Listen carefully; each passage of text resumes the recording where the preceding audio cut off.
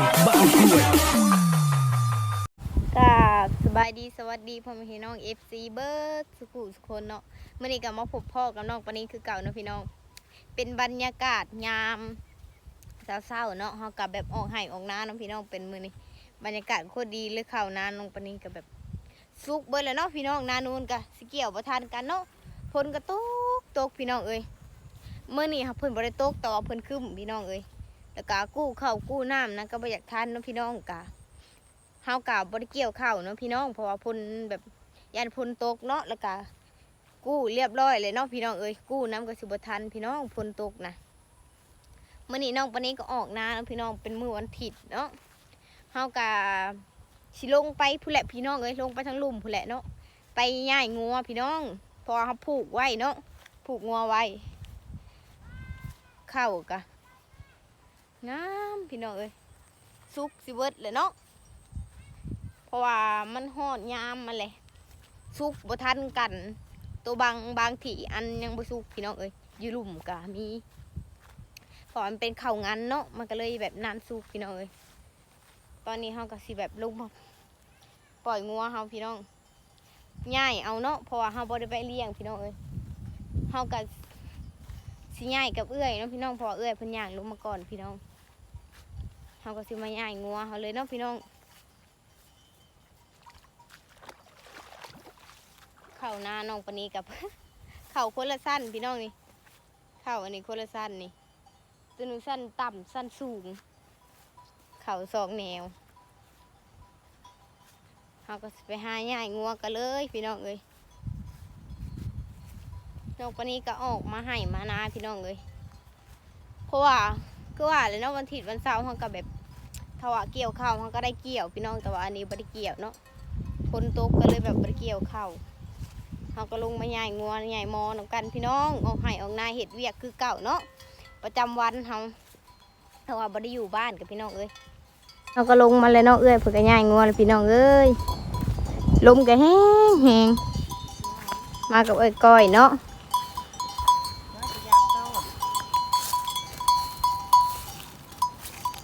เอ้ยเพิ่นก็มาพยายามต้อนพี่น้องสบายดีนี่บ่ได้ลายบ่ได้เมื่อวานนี่ได้ลาย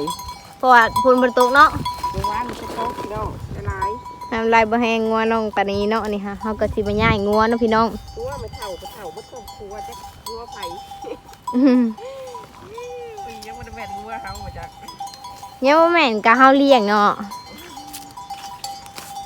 เฮาก็สิไปเนาะพี่น้องไปปล่อยงัวกันมาเลยไปย่าย น้องปานนี้ก็ย่ายงัวพี่น้องให้เอ้ยถือกล้องให้เพราะว่าเพิ่นก็บ่ได้ถือค่าตั้งกล้องไปย่ายงัวก็ยับไปบ่ได้เลยเอ้ยเอามะขามนะเอ้ยเคยไปกินชมมะขาม ยังบ่ได้อันนั้นพี่น้องเอ้ยน้องคนนี้ก็ยังบ่ได้เกี่ยวข้าวตะกุกปีนี้นะ เกี่ยวมือน่ะก็ดีแต่กู้ทันว่าสิออกมาเกี่ยวมื้อนี้วันเช้าวันอาทิตย์ว่าสิได้น้องเกี่ยวข้าวฝนกระตกสบายอีกแล้วน้องปานนี้ เอาผูกแถววันนี้นี่ผูกแถวกกอันนี้ให้มันกินแล้ววันนี้แหละ เฮาก็ผูกงัวพี่น้องไปย่ายงัวเนาะ เรียกประจำเช้าอาทิตย์ ย่าย ให้ลูกมันให้กินแล้ววันนี้เด้พี่ตัวนี้ก็ เอาอันนั้นคือไปกินแจ่วเนาะพี่น้อง เด้เอาชมมะขาม เอาละบ่ ในถุง เอาขึ้นไปกินแจ่วพี่น้องก็มาย่ายงัวกันเด้อพี่น้องเอ้ยไอ้จะพาเบื่อน้องปานนี้เด้อพี่น้องเอ้ยเพราะว่าเฮาแบบไปโรงเรียนบ่ค่อยได้เห็นคลิปเนาะ มากะเห็ดถั่วเห็ดบ่วงกะว่าได้เอาลงเถื่อกะเห็ดแต่ตอนเช้าเนาะ แม่นมันก็บ่พอหลายเนาะ ได้รักตัวนี้ผูกฉลักตัวนี้ให้กินแล้วมันนี่ คือจะรักตัวนี้ แทกไปฝุ่นแล้วเอาไปแทกฝุ่นก่อนแล้ว แทกอันก็ขักเลยได้แทกกินข้าวได้ มาแล้วแพทแทกอยู่พี่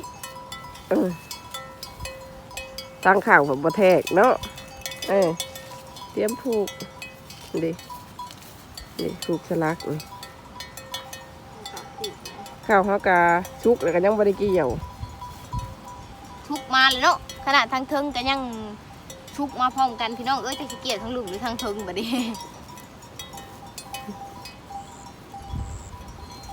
เรียบร้อยไปเอาอีกตัวนะ มันอย่างมาตรงนี้เนาะพี่น้อง ยายไปเรื่อยๆเพราะว่าเขาไม่ได้ไปเลี้ยงพี่น้องแต่เขาไปเลี้ยงมันกะไปเนาะมันประทันงูอะ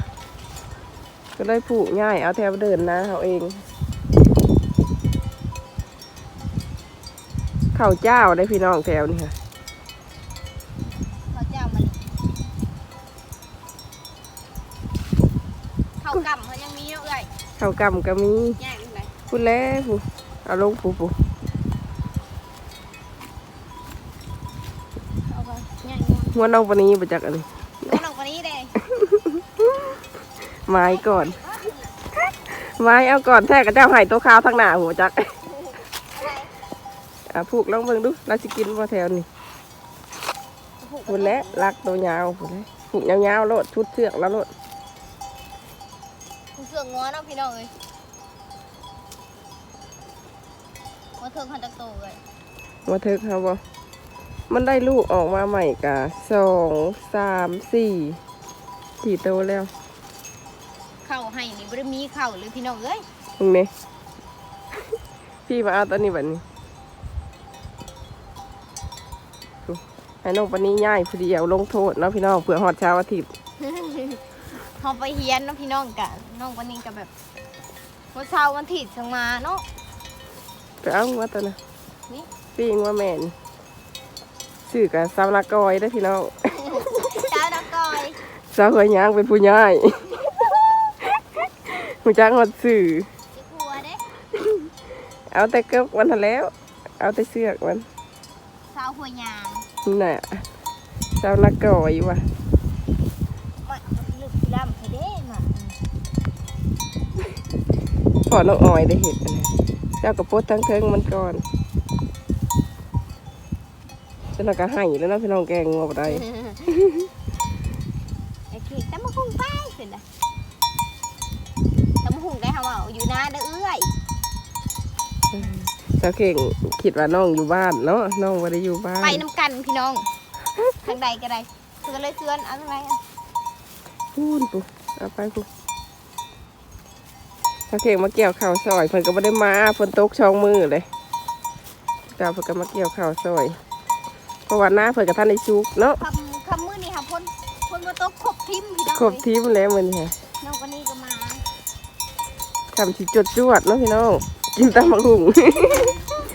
แต่มาถูกกินนั่งกระแทกหลายคนพี่น้อง หลายคนช่วงเกี่ยวข้าวก็สิประมาณนี้เนาะพี่น้องผักขะแยงเมี่ยงคักๆกินแจ่วบอกแจ่วหวาน กินแล้วคุยว่าขักมันขามนะ กินแล้วของข่อยค่ะ เพิ่งขักน้ำเหี่ยวเรียกงัวกันพี่น้อง เรียกงัวอยู่ไหอยู่นา งัวน้องคนนี้อีกวะ อีนากอยเหมือนของเอ้ยบ่ แถวนี้แหละ งัวเพิ่นกันอยู่นะก่อย หัวข่อยอยู่นากอย จะมีบ่ไร ให้ได้มันกินนี่แหละเรียกมันยาวมีบ่ บ่ มันเพิ่งเลิกเนาะถึงดอกบรรยากาศครึมๆกะหักแบบก็บ่ตกดอกพี่น้องเพราะว่าเนาะอากาศมันหนาวช่วงนี้ลมแห้งเลย ผัดถึง หน้าก็แตก บ่มีอันกันหนาบ่ มันมีอันกันหนาแล้ววะ จะได้เป็น แถวนี้ค่ะนอกวันนี้ดำพงแหลนชัตตาดแถวนี้ค่ะ มาเบิ่งกันดิเนาะ มาเบิ่งไปนี่เป็นมา ถ้าแม่นน่วงเข้าพี่น้อง งวนน้อยๆหาก็เกิดอาทิตย์หลังค่ะ ก็กินเข่าวพูนนะ ง่ายจะได้มันนะ ง่ายแถวน่ะลงพูนแหละไม่ต้องเอาออกมาพี่ดอก คนกินข้าวเพื่อกะเพื่อไหลก็เบิดลายเติบพี่น้องเอ้ย ดื้อแต่แถวได้ดิ เขาก็จะไปย่างงัวทางพื้นพี่น้องเอ้ย ย่างอีก3 โตวกันแล้ว อย่าลืมน้องปานีเด้อพี่น้องกะอย่าลืมกดไลค์กดแชร์เนาะเพื่อเป็นกำลังใจให้น้องปานีเห็นคลิปใหม่ต่อไปเนาะน้องปานีก็แบบ ว่าจะได้ลงขีบ จะ ขึ้น บ เล อย กว่า นี่ ได้ เลย ที่ได้พินน้ำหมูน้ำขู่พี่น้องเอ้ยก่อนที่ได้ลงคลิปก็ได้ มันบ่ได้เป็นแบบบ่อนนั่นน่ะเนาะบ่อนเขาเห็ดคลิปหลายๆพี่น้องเอ้ยมาให้มานะก็ได้เห็ดทันนี้แหละเพอเขาก็ไม่ได้ไปใส่ ตีง่ายลงมาสิ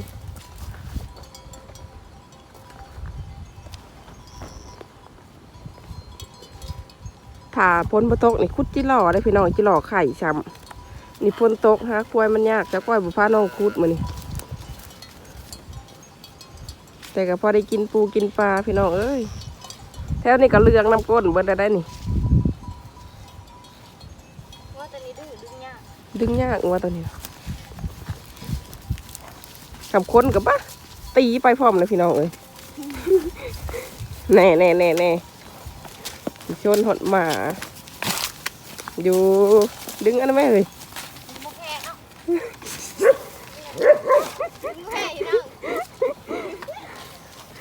พูดอารมณ์พู ครูเจ้าเองพี่น้องเลย โอ้ยมันชนได้นางดึงอันนั้นไหม เดี๋ยวพี่น้องเเชดือด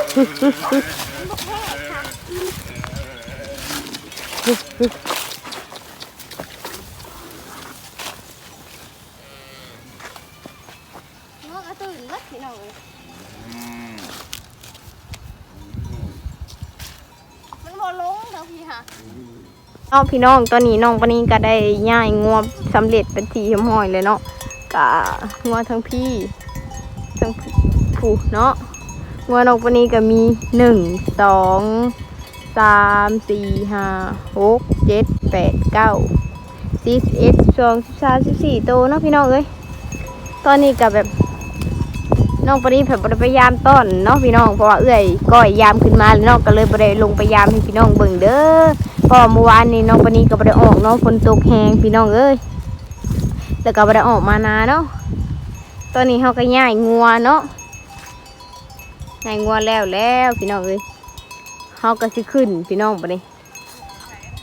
พี่น้องตอนนี้ย้ายกะอันย้ายแม่เนาะมีแต่แดมย้าย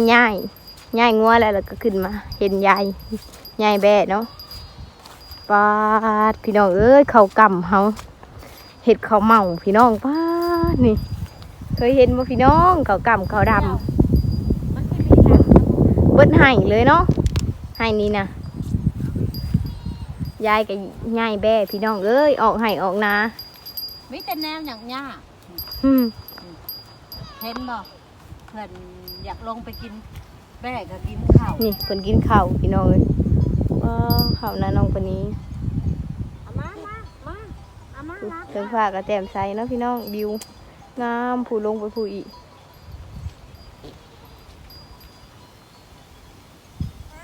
บิวนาน้องปานนี้เนาะหาลักมาให้ยายต่อยยายกับมาผูกแปะพี่น้องสบายดีก่อนแม่ สบายดีเบิ่งแน่ผูก